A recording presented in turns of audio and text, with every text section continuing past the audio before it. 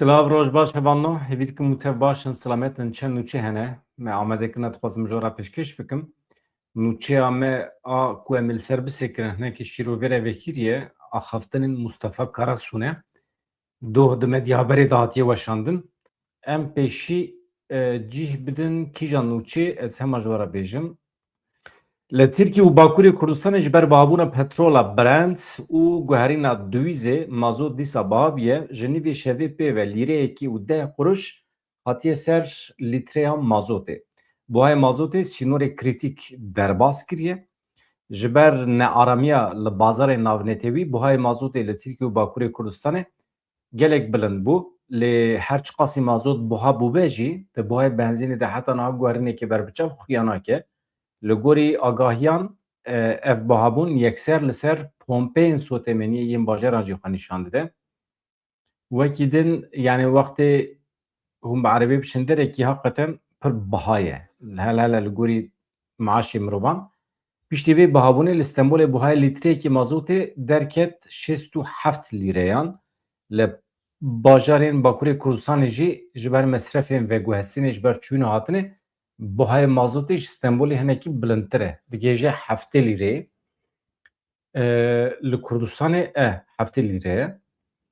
Stenbol 67.40, Ankara 68.5, İzmir 68.8, Bakurê Kurdistanê jî derdora 7 lîreye lîtreya mazotê. Binêrin kî hatiye Bakurê Kurdistanê? Waliyên Hewlêrê Ümit Xweşnav û waliyê Duhokê Elî Teter. Li bajarê Amedê hevserokên şaredariya bajêr Serra Bucak û Doğan hatûn ziyaretkirin. Waliyên Hewlêrê Waliyê Hewlêrê Ümit Xweşnav û yê Duhokê Elî Teter şandeyekî akademisyenan ji bo tevlî foruma azadî û aştiya civakî bibin li bajarê Amedê derbasî Bakurê Kurdistanê bûn. Şande di çarçoveya serdana xwe de çûn şaredariya bajarê mezin ya Amedê.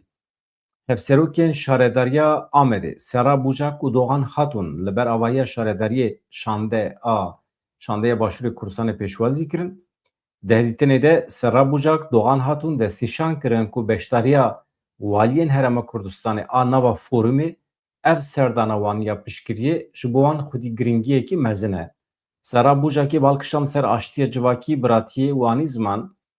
Dema em dibêjin aştî û azadiya civakî, em qala aştiya navxwayî, biratî û bihevra jiyanê dikin. Em parastina têgihiştinekî dikin ku yekêtî û piştgiriya Kurdan digire nava xwe. Derdîtinê de walî û hevserokan li ser awayê rêvebiriyên xwe cihî, li ser îmkan û derfetên hevkariyê, pêşhateyên dawî guftûgo kirine, pêvajoye, çûn û hatine, danûstandine, meseleyê rojavayê jî, yani fikrê xwe ji hevdûra parve kirine. Wekî din waliyê Hewlêrê Ümit Xweşnav û waliyê Duhokê Elî Teter piştî şaredariyê çûn serdana tîma Amedsporê jî.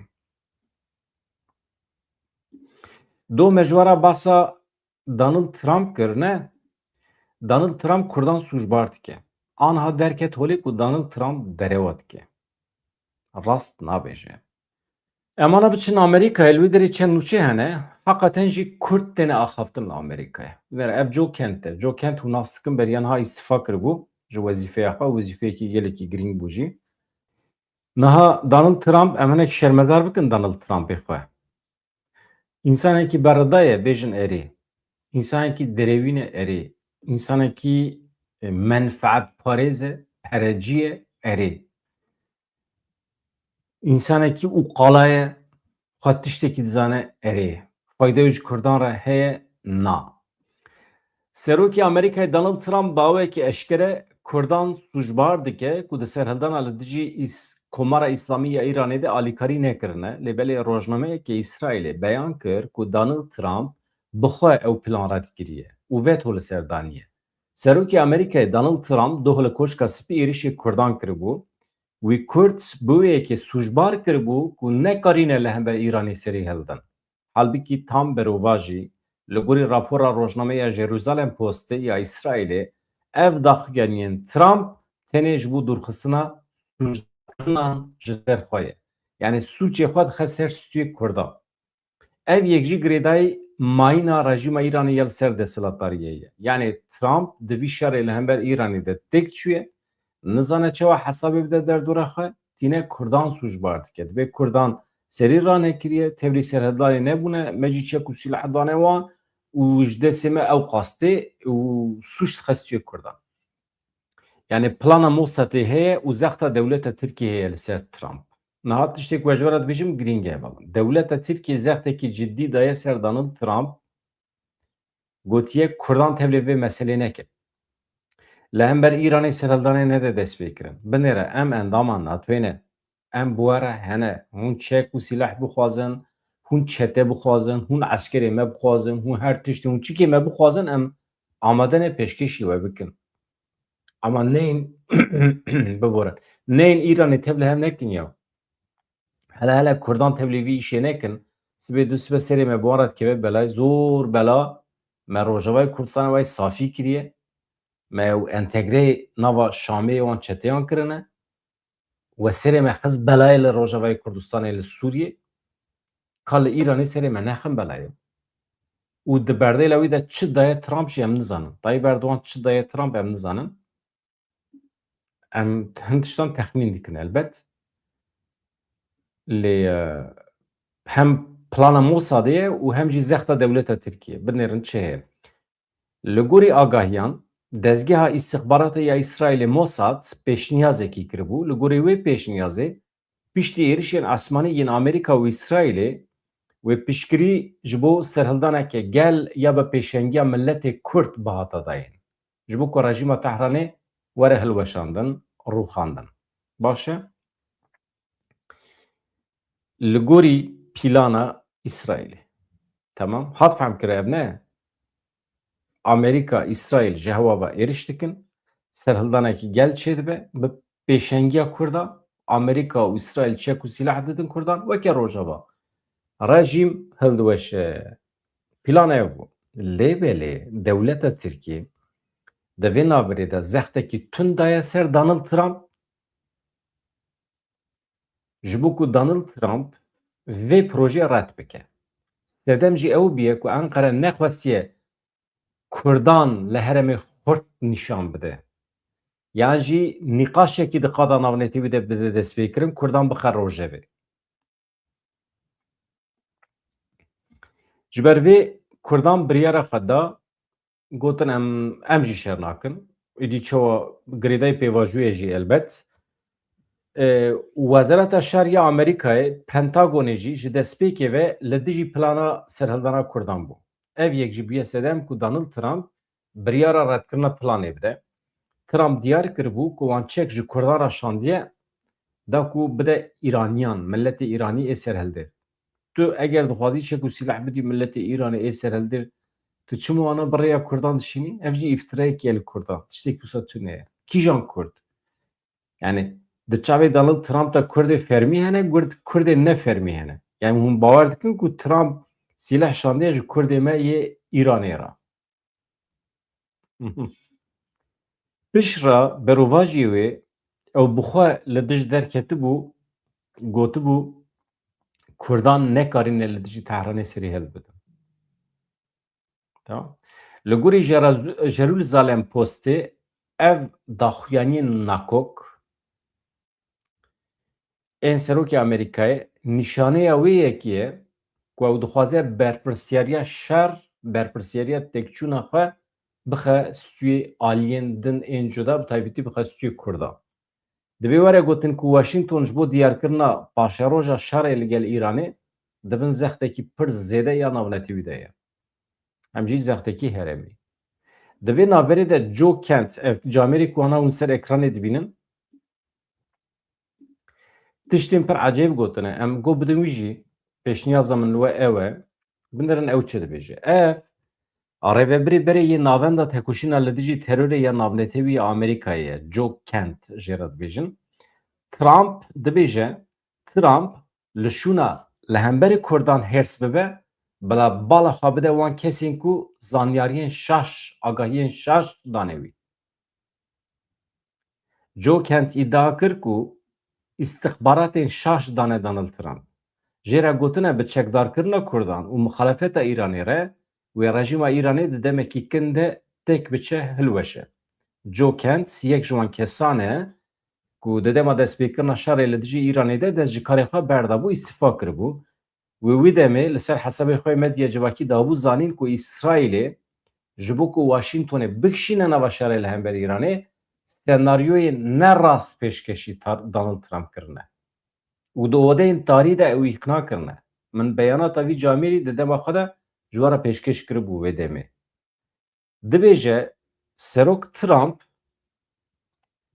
hêrs bûye. Çima? Çünkü İsrailyan xeyalekê çewt firotine Donald Trump. Senaryoyekî çêkirine, senaryoyekî ideal Donald Trump ew senaryo girtiye, îqna bûye. Yani bi şiklekî hatiye xapandin, wisa dibêje yani. Xeyal çi bû? Çekdarkirina Kurdan re bi çekdarkirina muxalefeta dinya Îranê re rejîma Îranê aniha wê di nava demekî kin de diviya bo hilweşiya ba. Lêberê ev plan ne li ser bingeha rastiyên qadê bû. Tenê daxwazek bû. Yani li gorî sosyolojiyê herêmê wextê ku merov rewşa civaka Îranê bide berçav divê waya mantiqî nebû. Yani ji xwe pêk nedixat. Kent, ev Joe Kent li dijî wêyekê derket ku hêzên Kurdan ji xwe re bikin hedef bikin armanc. Divê hûn çima Kurdan ji xwe re dikin hedef? Zora we jî di nava Aqasa Dünya alemê de li Kurdan dibe. Beyan kir ku Kurd, milletê Kurd di tekoşîna li dijî terorê de yek ji hevpeymanên herî girîngî Amerîkayê ne. Divê Serok Trump hêrsa xwe ne ji Kurdan ku hevpeymanê me yên krîtîkên tekoşîna li dijî terorê ne hêrsa xwe ji wan re dernexe. Divê hêrsa xwe ji wan rayedarên İsraîlî derxîne ku ji bo me bikişînin nava vî şerî agahiyên şaş, zanyariyên şaş, istihbarata şaş dane me Amerîkiyan. Kent her wiha destîşan kir ku armanca sereke ya İsraîlê ne ew e ku bi tena serê xwe rejîma Îranê hilweşîne. Ew dixwazin Amerîkayê jî rast bikişînin nava şer. Armanca İsraîlê kişandina Amerîkayê ya nava vî şerî bû. Rayedarê berê yê Amerîkayê li ser mijarê ev agahî dan. İsraîlê her tim dizanîbû bêyî Amerîkayê nikare rejîma Îranê hilweşîne. Ji ber vî yekê diviya bû ku Washingtonê bikişînin nava şerekî. Ew istihbaratên ku li ser Îranê dane me jî di çarçoveya vê armancê de bûn. Wê rojê min texmînên zanyarekî ji bo re parve kiribû. Ew çi dibêje? Dibê rojhilata navîn wisa zû diguhere, dibê hûn ê binêrin di demên pêşme de İsraîl wê bibe hêza herî hegemon ya rojhilata navîn. Ew ê Amerîkayê li rojhilata navîn bide têkbirin, ew ê ji NATOyê jî bide derxistin. Amerîka wê hêz û quweta xwe ya li ser welatên Ereban kêm bike û derkeve jî. Heta dibê Amerîka wê temamî vekişe, rojhilata navîn komple dimîne ji İsraîlê re. İsraîlek çawa? Rojhilata navînek ku tê de İran temamî teslîm biye, perçe biye. Rojhilata navînek ku tê de Tirkiye piçûk biye, zayıf biye. Welatê Ereba ji xwe per yani meselên siyasî de pir zêde nebihêzin. Li hember İsraîlê nikarin serê rakin. Di rewşekî pozisyonekî wisa de İsraîl dimîne bi tena serê xwe weke hêzekî hegemon li herêmê. Binêrin Tirk wenda dikin. Sedî sed di dawiya vê baw û bahoza li rojhilata navîn de Tirk wenda dikin. Sedî sed yani Tirkiyeyekî ew qasa mezin bihêz hegemon wê nemîne. Ne li gor menfaetê Ewropiyan e, ne li gor menfaetê Amerîkayê, ne jî li gor menfaetê İsraîlê ye. İran jî wê nemîne. Yani bi vî şiklî nameşe. Ew ê çareyekî bibîne.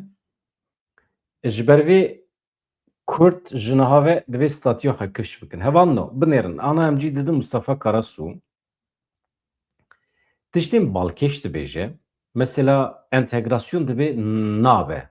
Ne mümkün e. Heta ku xweseriya Kurdan neyê nas kirin. Yani dikeve seri ve ku devleta Türkiye xwe seriye Kurdan nasip bike. Ez ê gotinên Mustafa Karasu bi Tirkî jî bu ara parve bikim. Yani hakikaten wisa dibêje. Öz yönetim. Yani Kürtlerin öz yönetimi dibe gerek kabul bike. Binêrin. Ez ê hemî nivîsa wî ne hemî lê qismê ku ez texmîn dikim û alaqedar dike ez ê bu ara parve bikim. Entegrasyondan amaç önderliğin bu kopukluğu gidermek. Entegre olmadan kastedilen budur. Çünkü şu anda kopukluk var. Kim diyebilir Kürtler Türk devletinden razılar? Değil. İtiraz ediyorlar. Razı değiller. Kabul etmiyorlar. Baskıcı görüyorlar. Kürt'ün varlığını tanımayan bir devlet olarak görüyorlar. Mücadele ediyorlar. Bu kadar baskıya rağmen Türk devletiyle bu kopukluk devam ediyor. Öyle zorla bastırarak Kürtler sindirilememiştir. Ben bastırırım, sindiririm, Kürtleri sustururum politikası sonuç almamıştır. Şimdi önderlik demokratikleşmeyle, demokratik entegrasyonla bu kopukluğun çözülmesini istiyor. Burada Kürt varlığını tanıma var. Tanıma şart. Kürt varlığını tanıyacak. Kürt halkının diliyle, kimliğiyle, kültürüyle varlığını sürdürmesi tanınacak. Öz yönetimi tanınacak. Bu yönüyle bunlar tanınmadan entegrasyon olamaz. Öyle entegrasyon bazılarının dediği gibi bilmem Kürtlerin bütün taleplerden vazgeçip devletle bütünleşmesi değildir. Öyle bir şey yok. Hat hem kirin hevanla hûn çawa dibînin? Binêrin. Tamam. Em yê bînin ser ekranê. Ez aniha Rêzdar Mustafa Karasu beyanata wî ji we re bixwînim. Em cî bidin Kurdiyê wî. Binêrin. Ev daxuyaniya Rêzdar Abdullah Öcalan derketine di medyê civakî de tên parvekirin weke hevdîtinên li İmraliyê bi Pervîn Buldan û heyeta İmraliyê re hevdîtin çêkiriye wisa tê nîşandan. Behsa wî jî dike. Çiqas rastin, kîjan alî rastin, kîjan alî nerastin û ji bo ku ev şaştî dubare nebin di medyê civakî de divê mirov çi bike? Pêşniyaz dike ku dewleta Tirkiye rê bide Abdullah Öcalan bikaribe rasta rast bi çapemeniyê re hevdîtin pêk bîne. Wî çaxê ev dêdî qûdû gotin, ev beyanat rastin, nerastin, bi heyeta İmraliyê re çi axifiye, çi naxifiye êdî ew nîqaş disekine. Lê min gelek şîrovê jî gudarî kirine dibêjin ew hevokên ku di medyê civakî de tê gotin di derheqê Selhedîn Demirtaş de di derheqê Mesûd Barzanî de divê vanan ne gotinên Abdullah Öcalan'ın. Ne gotinê wî ne naşibin gotinê wî. Lê ji qal rast e nerast e tenê Pervîn Buldan dizane ji ber ku navê wê derbas dibe. Ê hevdîtin pêk anî ew e. Eger rabe bibêje wana nerastin nerast e. Ama divê bibêje. Heta niha nizanim gotiye negotiye. Ama ya baş çi hatiye axaftin ew ji raya giştî re bi temamî were eşkere kirin. Hevanno aniha mijara me gotinên Rêzdar Mustafa Karasu ne. Eger hûn hazir bin ez ji serî heta de wî bi Kurdî ji we re dibêjim. Çawa behsa dawa Kurd dike, mafê Kurdan çawa çiqas girîng e, tekoşîna me Kurdan, doza me, dawa me ber bi kuderê ve diçe. Çek û sîlah hatine danîn, nehatine danîn. Baş e. Dibêje di tekoşîna me de rê û rêbaz guherîn. Me tekoşîna çekdarî bi dawî kir, rast e. Rêbaza siyaseta demokratîk daye pêşiya xwe. Em xwe hîn xurttir hîs dikin di vê rewşê de. Em difikirin ku ji niha pêve hîn bêtir bandorê li pêşketinê siyasî û civakî bikin. Hem li rojheta navîn û hem li cîhanê. Pêvajûyekê heye ku sal û nîvekê di sera derbas bîye, zêdeyî salekî ye jî şer neqewimiye. Hevdîtin têne kirin, herkes helbesta me mereq dike. Tabî kî helbesta me giring jî dibîne. Em çawa nêzê vê meselê dibin? Xelk mereq dike. Em dixwazin ev pêvajo li ser bengeha çareseriya pirsgirêka Kurd ku li ser bengeha demokratik bûna Türkiye bigihêje encamekê. Bendewariyên raya giştî jî hene. Dewleta Tirkiye çi bike, çi neke, çawa ew ê bikeve nava helwestekî çawa. Aniha hala hazır berdevkên dewleta Tirkiye berpirsiyarî ji ser xwe davêjin. Li gel ku me ew xwast tişkirine, me gav avêtine jî nêzîkatiyekî welê nîşan didin ku hîn jî li benda me ne. Dibêjin bila rêxistin wilo bike, wisa bike, nizam çi bike. Em wisa nafikirin. Dewleta Tirkiye 100 salin Kurdan înkar dike. Dewleta Tirkiye nûnerên siyasî yên Kurdan qebûl nake, red dike, darve dike, tune dike. Ev 100 salin wisa kiriye. Eger wê pêvajiyekî hebe, eger ji bo çareseriya pirsgirêka Kurd gav bên avêtin, divê çi were kirin mesela? Veya tê zanîn, divê ew feraseta 100 salî, ew mantıqa 100 salî a dewleta Tirkiye, ew nêzîkatî were terikandin. Ew çi ye? Tu yê hebûna Kurdan qebûl bikî. Nûnerên siyasî yên Kurdan tu qebûl bikî. Eger wê pirsgirêka Kurd çareser bibe, tu yê nûnerê wê yê siyasî muxatab bigirî. Eger nekî, wê çi bibe? Ev tê wê manê ku tu mantıqa xwe, feraseta xwe ya 100 salî, yani înkarkirina Kurdan, tune hesibandina Kurdan tu didomînî. Nenaskirina îradeya siyasî ya Kurdan dewam dike. Ev tê wê manê.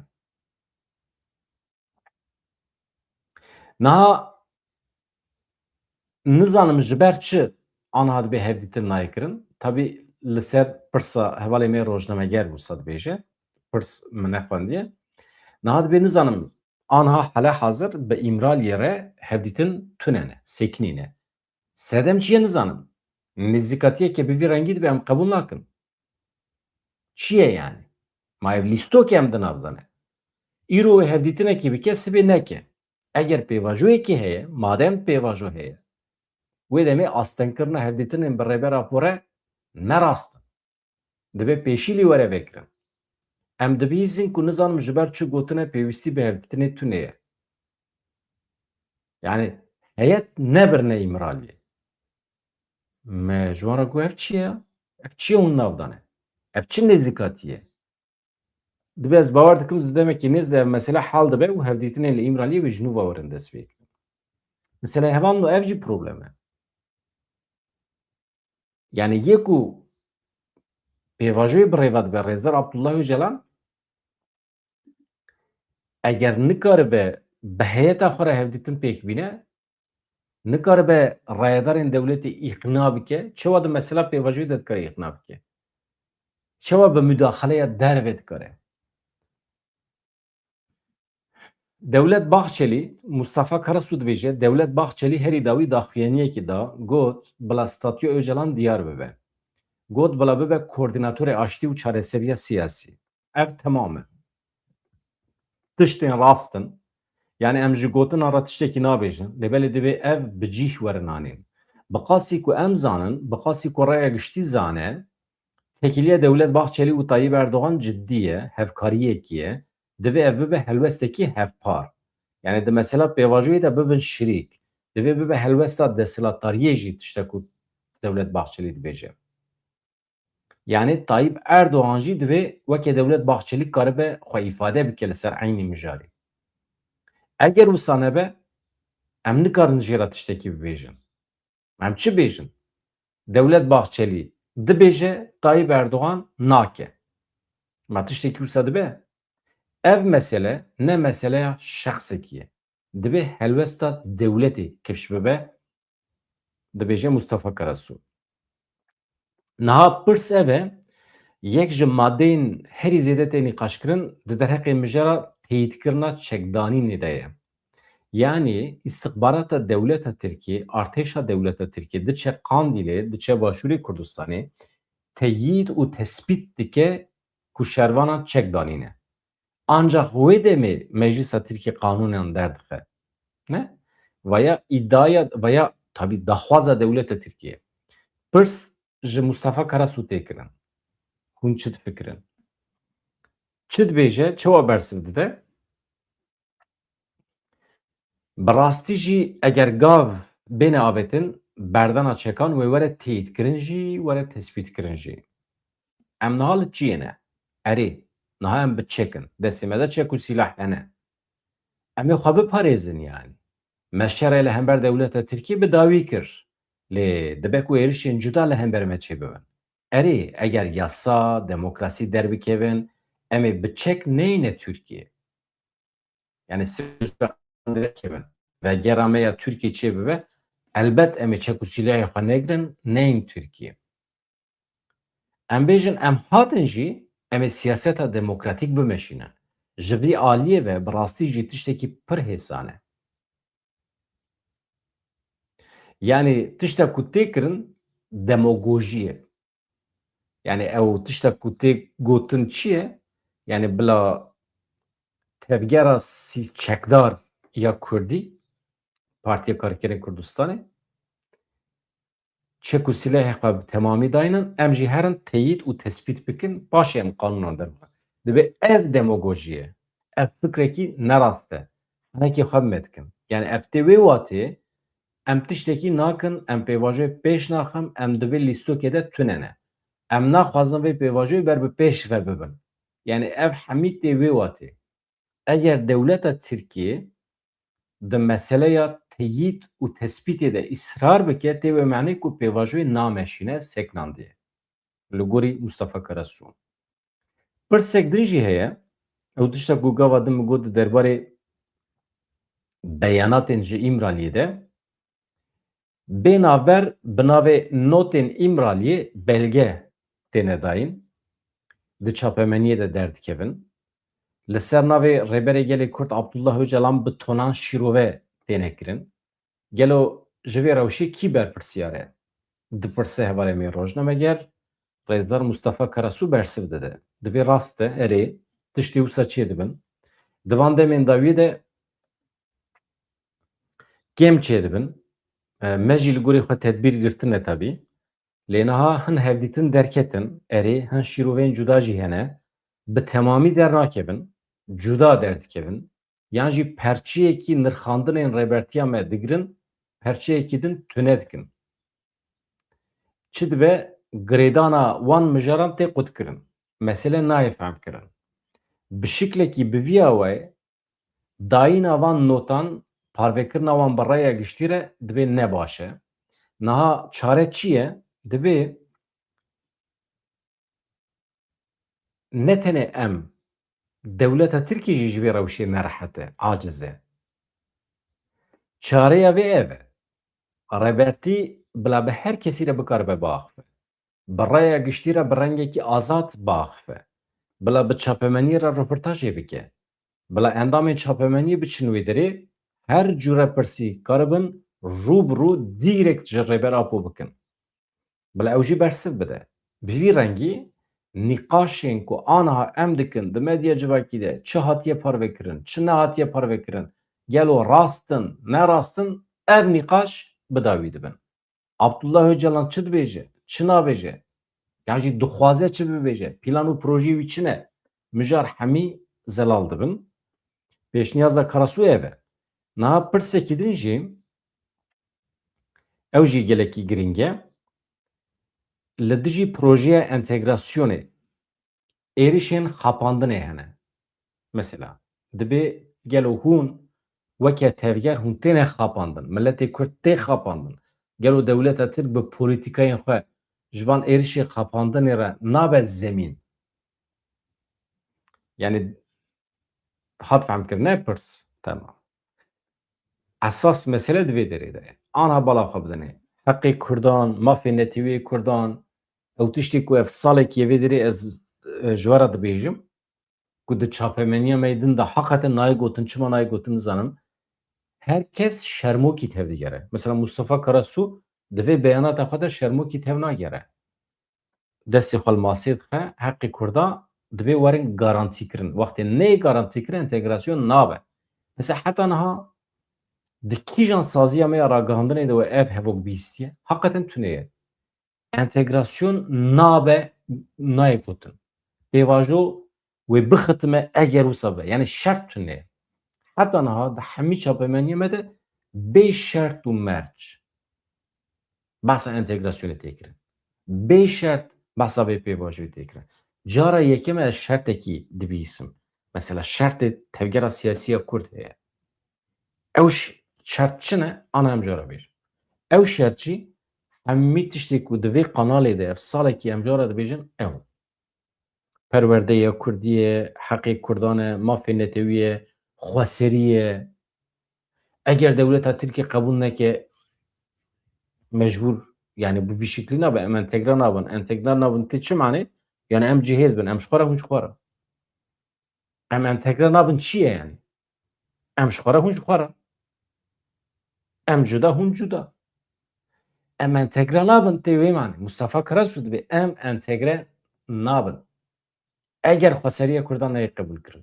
Eger mafên demokratîkên Kurdan neyê qebûl kirin. Mafê demokratîk min fehm nekiriye rastî. Ji ber ku maf çima demokratîk ez wî nizanim. Normal mafên demokratîk û antîdemokratîk tune ne. Çünkü mafê demokratîk hebe, mafê antîdemokratîk jî heye. Ji vî ara normal em dibêjin mafên netewî ê Kurdan. Eleqeyî bi demokrasî û antîdemokrasiyê tune ye. Mafê netewî ê Kurdan çi ye? Tişta ku netew dike netew.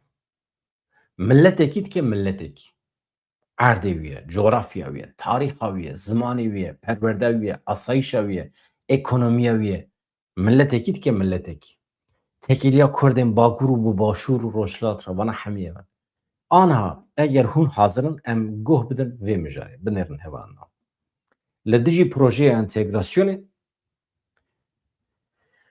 yani dibe hûn tên xapandin nayên xapandin. Kurd û Kurmancî. Divê rêbertî dixwaze pirsgirêka Kurd li ser bingehê demokrasiyê çareser bike. Bi entegrasyona demokratîk, bi avakirina komara demokratîk vê meselê bigîne çareserî. Nêzîkatiyekê wî ya wiha heye ji ber ku 100 salin Kurd ji dewleta Tirkiye qut bibûn. 100 salin Kurd îtiraza polîtikayên dewleta Tirkiye dikin. Dewleta Tirkiye red dikin, qebûl nakin Kurd. Ji xwe timî li hember dewleta Tirkiye tê koşiyane. Serî rakirine. Niha çareseriya vê pirsgirêkê pêwîst e, lazim e, êdî pêk were. Pirsgirêk wê çawa çareser bibe?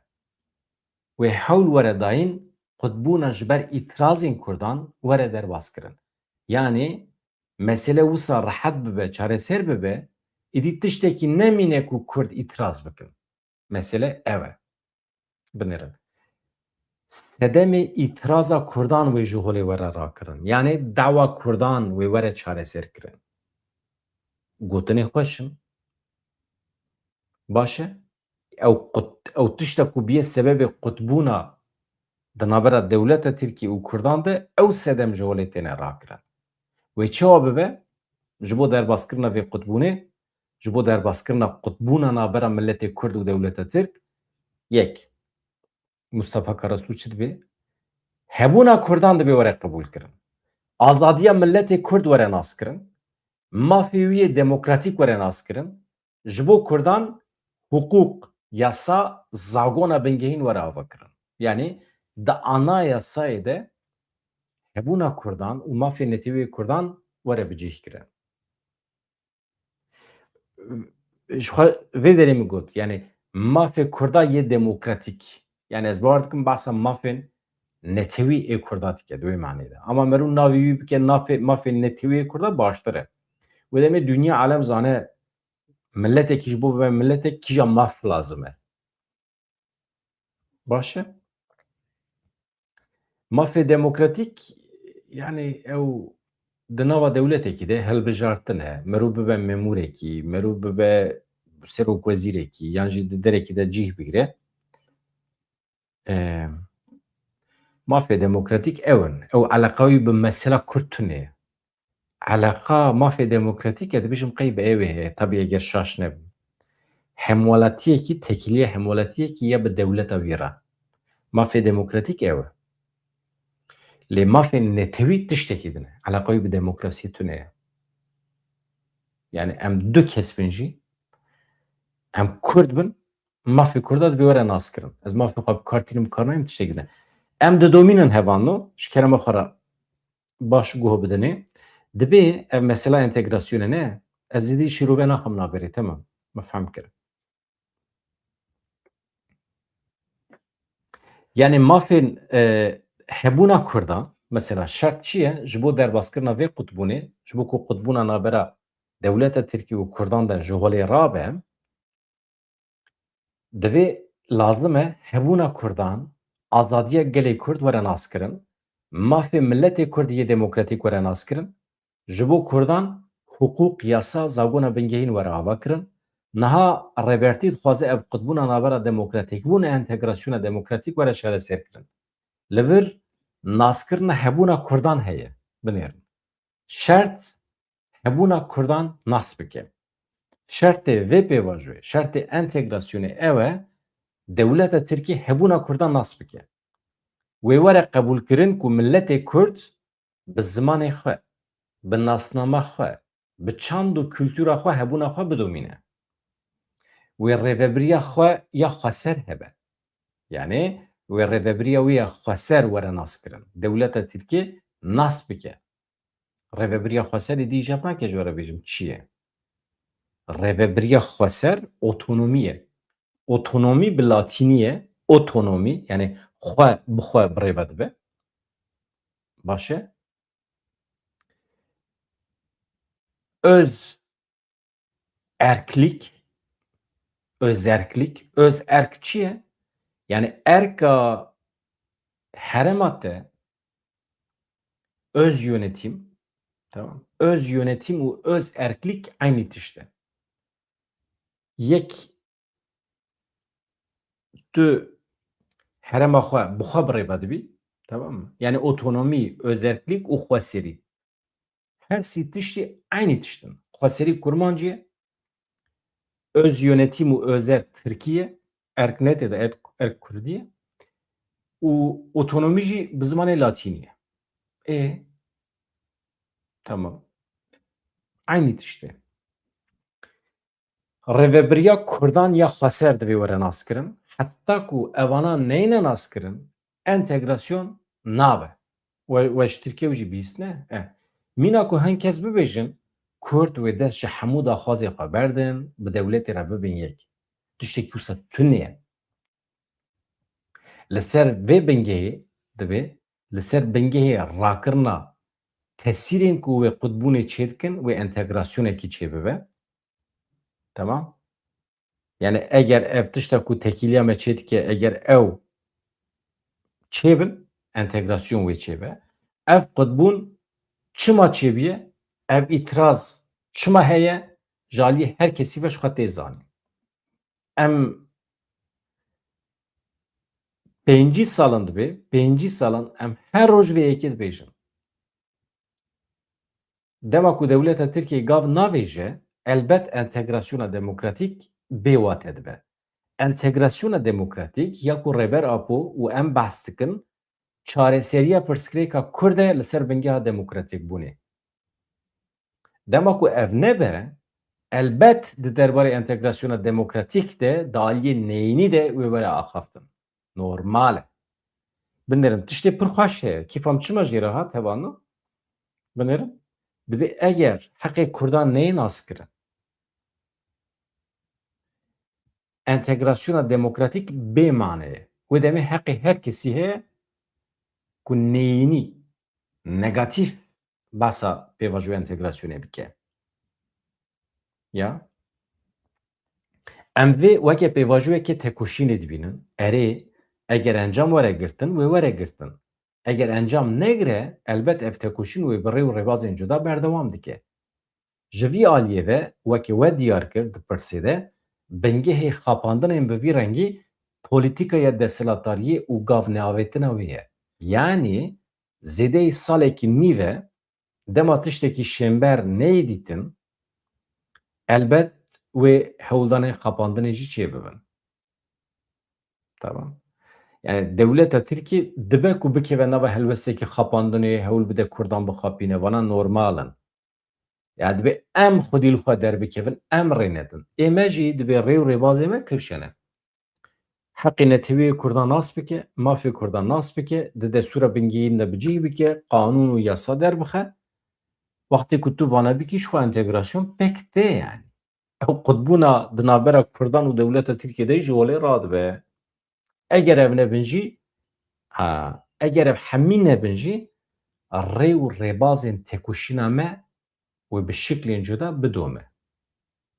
Tamam. Li ser vê mijarê ev e. Ya din jî Emîn Kutlar mala te ava pir camêrî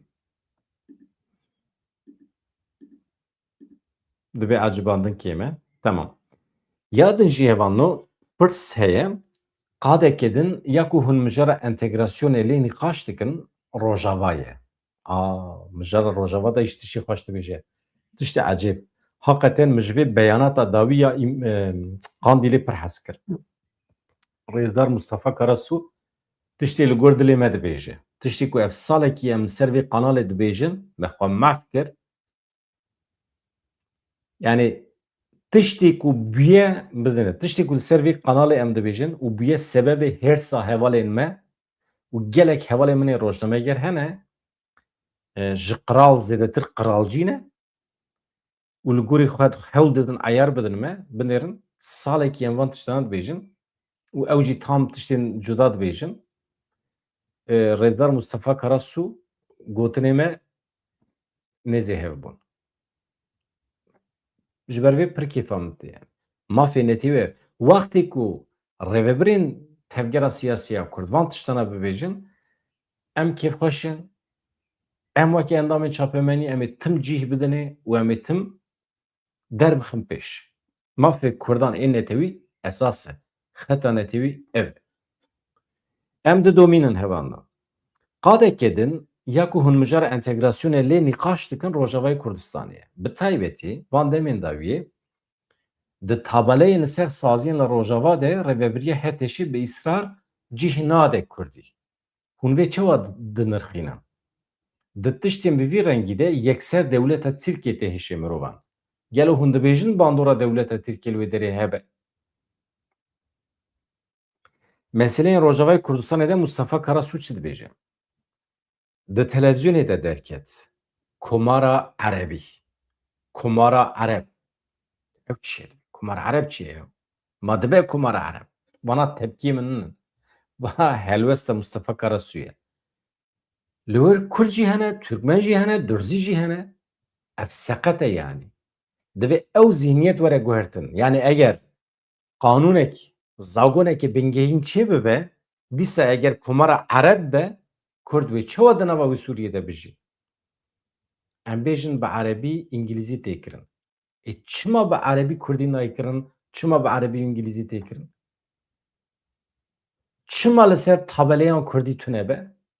Ev hişmendiyeke qirkirinê ye. Zimanê milletekî tune tê hesibandin. Li vir bi sed hezaran zarok 15 salin bi zimanê dayîkê perwerde dîtine. Tu yê çi bikî? Tu yê wana tune bihesibînî. Dîsa wê were gotin, na, ez qebûl nakim. Perwerdeya bi zimanê dayîkê tune ye. Yani tu yê rabî mîna dewra berê tu bibêjî ez wana tune dihesibînim, zimanê dayîkê tune ye, herkes mecbûr e Erebî fêr bibe û Erebî perwerde bibîne. Yani me tiştekî wisa mümkün e dibe. Ev hişmendiya qirkirinê ye. Gelo kî vê yekê radibe qebûl dike? Wê demê li vê derê pirsgirêkekî heye, ew jî çareser nabe. Li vir entegrasyon falan jî çê nabe. Ev komara Ereb e. Hûn ê bibin Ereb. Elbet polîtikaya dewleta Tirkiye di sed sala borî de jî tim bi vî şiklî bû. Erê sankî ji wir teqlîd dikin. Lê mal wê derê pirsgirêk çareser bîye ku li Sûriyê çareser bibe. Binêrin vê derê de jî merû dikare manşet derbixe bibêje Mustafa Karasu gotiye bi vî şiklî li Sûriyê entegrasyon nemümkün e. Merû vê encamê derdixe ve îcab nake merû vê encamê derbixe bi xwe dibêje. Dibe ma tiştekî wisa mümkün e. Ev hişmendiya qirkirinê ye. Kesekî vê yekê qebûl nake. Li vê derê entegrasyon falan nabe. Dibêje Mustafa Karasu ji bo Sûriyê. Yani ev çiye? Hakikaten ev tiştekî nû ye yan ji berê ve ji destpêka pêvajoyê ve tiştekî wisa heye em dizanin. Pir baş e. Pir baş e. Em didomînin hevan me. Gelo tiştek ku dewleta Tirkiye ev 100 salin nekariye bike, tiştek ku 100 salin dewleta Tirkiye bi ser nexistiye. Tu weke Sûriye tu çawa karibî bi ser bixî? Bi rastî jî ev çi aqil e? Ev kîjan aqil e? Bi vê aqilê ew rejîma li Sûriyê negihîşte tu derekî a beriya we. Kurd jî vê yekê qebûl nakin. Binêrin. Kurd eger vê qebûl bikin ew ê tune bibin. Kurdekî eger vê rewşa îro ya li Sûriyê qebûl bike, divê tunebûnê jî qebûl bike. Wê redkirina hebûna xwe qebûl bikin. Bi 10,000 şehîdê me hene. Gelê Rojavayê Kurdistanê Kurdên li wê derê vê rewşê qebûl nakin. Hemû Kurd divê rabin Serpiyê. Dibêje Mustafa Karasu. Eger êrişê ziman, çand, nasnameya Kurdan were kirin, ji hefta heftê salî divê hemû Kurd rabin Serpiya. Jin, zarok, kal, pîr bila hemû rabin Serpiya. Sê cara divê rabin Serpiya. Yani ew çi bikin divê? Niha tiştekî bi aynî şeklî divê li Bakurê Kurdistanê jî çêdibe. Mesela divê rabûne wana dibêjim gotinê mihîm in, binêrin. Niha divê rabûne li Diyadînê wekî numûne bawer dikim divê müftî Wanê bû fetwa daye. Gotiye xutbe ji vir û şûn ve divê bi Tirkî be. Tenê bi Tirkî be. û ev jî gotiye eger tu kes jî Tirkî fehm neke xutbe dîsa jî wê bi Tirkî be. Ew qas paşverû ye. Ew qas yani. Êdî tu yê çê bêjî? Gelo me ew qas nêzîkatiyekê dijberê Kurdan dijberê zimanê Kurdî ma mümkün e? Çawa çê dibe? Wezîrê Karê Hundir, Serokatiya Diyanetê ê li Tirkiyê ji vê gotinê re çi dibêjin? Kurd çi dibêjin? Kurd çima li dijber nakevin? Ev girîng e. Kurd divê vê rewşê bibînin. Kurdên bawermend divê vê rewşê bibînin. Ew Kurdên ku deng dane AKP divê vê rewşê bibînin. Êdî çi bibêje? Ya meselekî din jî heye hevan meseleya Gulistan Doku. Hûn helbesta Mustafa Karasu ya di derbarê Gulistan Doku de mereq dikin. Keça me ya ji Amedê ya ku beriya 6 salan li Dêrsimê hat wendakirin. Aniha dibêjin hatiye qetilkirin ji alî kurê walî ve, kurê polîs ve. Hemî mirov û mirovên dewleta Tirkiye li Dêrsimê çawa însanên me dibînin, çawa însanên me bikartînin. Behsa wê mijarê dike.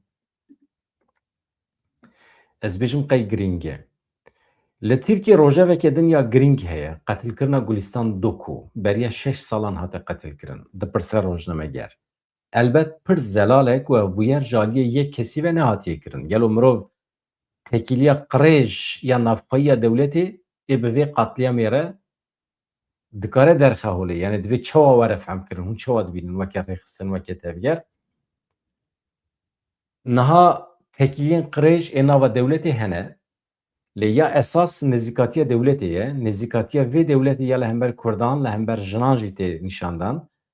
Tu polîs, çavuşê pispor, ev bîrokrat, ew bîrokrat hatibûn Kurdistanê dibêjin em ê li Kurdistanê her cure heqaretê li milletê Kurd bikin.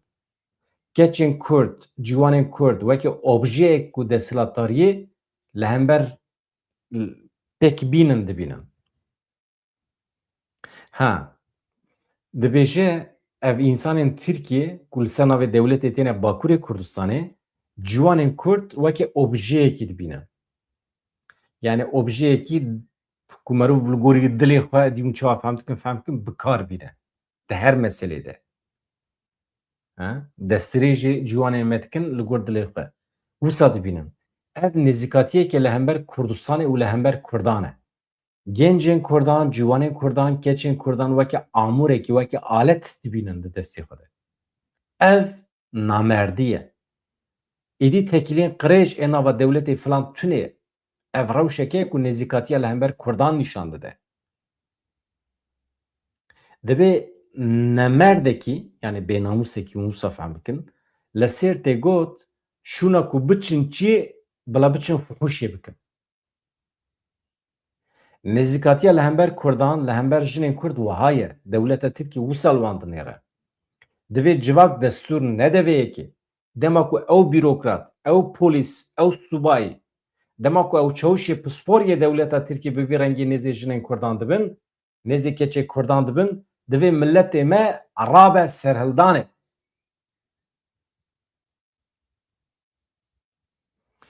Divê tu kes cesaretê neke ku bikeve hewldana tiştekî bi vî awayê dest rêjê jinê me bike. Bi rastî cesaretkirin jî şermê dide. Yani hêzên dewleta Tirkî eger cesaret bikin dest rêjê jinê me bikin, keçê me bikin li Dêrsimê yan ji Diyarbekirê derekê din. Ev jî şermekî ye ji bo me em çawa rê didin. Dibêje Mustafa Karasu. Çawa dikarin cesaret bikin ya? Çawa ji Kurdan natirsin? Ev memurên dewleta Tirkiye polîs û eskerê wan divê ji Kurdan bitirsiyana. Divê gotibana eger em bikin nizanim wê çi were serê me. Ev Kurd wê me lîş bikin. Ew li vê derê me nedin jîn. Divê ev namerd karibin vê bifikirin. Helbestê yani dibêje cesareta xwe ji helbesta nerm ya milletê me digire. Divê jin, ciwan, civak xwe rêxistin bikin, destûr nedin ku ew tiştekî wiha bikin. Divê Kurdistan ji yên tiştê wiha dikin re teng bibe. Cinayetên faîlî ne diyar yên salê nodî hebûn. Mirovên berxwedêr qetil dikirin. Erê dîsa heye. Cinayetên faîlî ne diyar hene. Exlaqê civakê bin pê dikin. Êrişê civakê dikin. Bi rastî jî divê destûrê vê yekê nêdayîniya. Elbette kesên wiha dikin, gavên wiha davêjin, tiştê wiha difikirin, divê nikaribin li Kurdistanê bijîn. Êdî çi bibêje? Yani Rêzdar Mustafa Karasu êdî çi bibêje? Ji bo Rojavayê Kurdistanê dibêje rê nedin.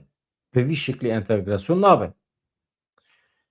Ne tenê li ser tabelayê jî hemî mafê xwe yek bi yek bixin garantî. Ev tekoşîna we ye, cureyekî bi vî şekliya tekoşînê heye. Li Bakurê Kurdistanê dîsa bi eynî awa ye.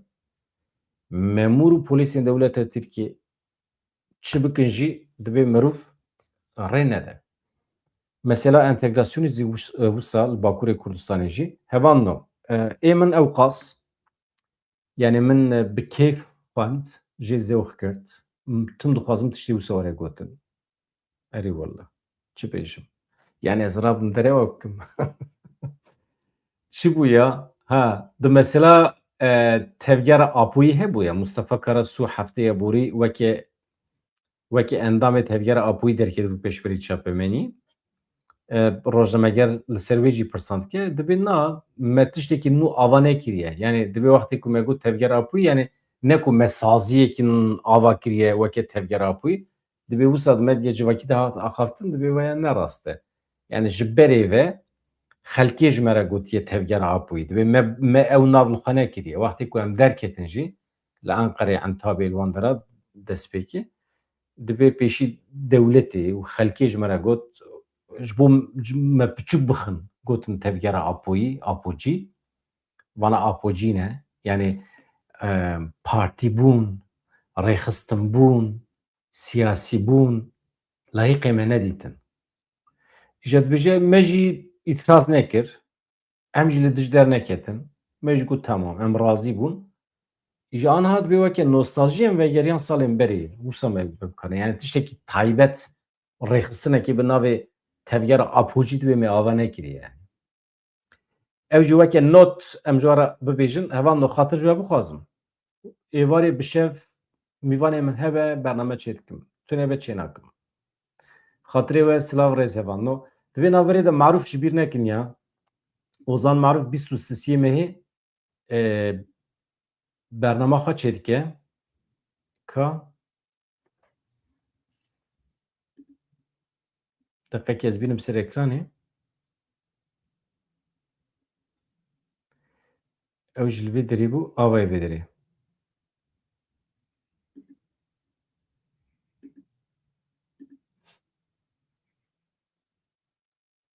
Tamam.